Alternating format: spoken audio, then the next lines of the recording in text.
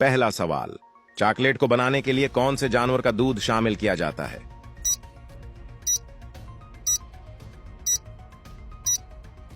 सही जवाब है गधी का। अगला सवाल, कितनी देर तक पेशाब को रोक कर रखने से पेशाब की नाली फट जाती है?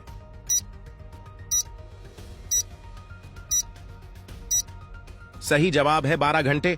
अगला सवाल, लड़कियों के जिस्म का कौन सा हिस्सा गुनाह करने से काला हो जाता है?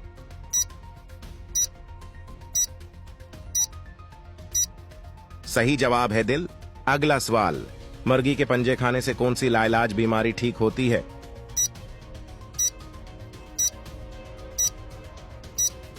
सही जवाब है शौगर की। अगला सवाल, वो क्या है जो बीवी ले तो शोहर परेशान, शोहर ले तो बीवी परेशान हो जाती है?